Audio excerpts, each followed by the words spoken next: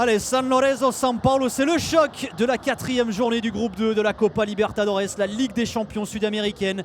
3 points séparent les deux équipes et c'est le tenant du titre, l'Argentin du San Lorenzo, qui est derrière le San Paulo. Oh, attention, il est parti à la pêche lui aussi, là, Rogerio Ceni sur ce coup-là. Heureusement, il y a l'un de ses défenseurs qui est venu le seconder. Avec un centre à venir. Allez, ça temporise pour l'instant. Farini.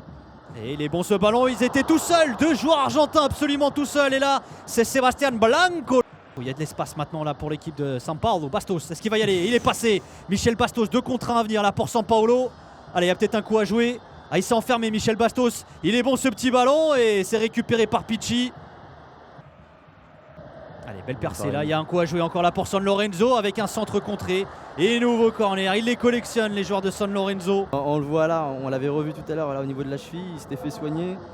Et sur un plan il y a quelques minutes, on l'a vu un peu traîner la patte.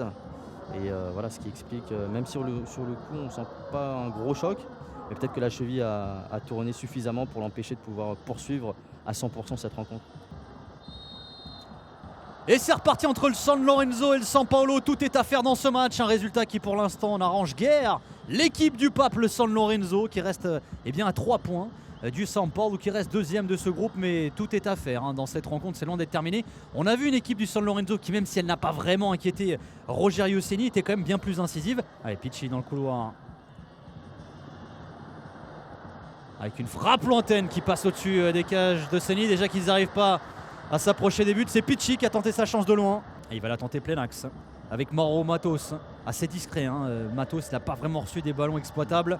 Attention à cette frappe, elle est cadrée, écartée par Ceni. Allez, joli mouvement de la part de Moussis. Allez, bon décalage, là il y a de l'espace. Il y a peut-être un coup à jouer, une frappe très puissante de la part de Denilson. Petit coup du sombrero.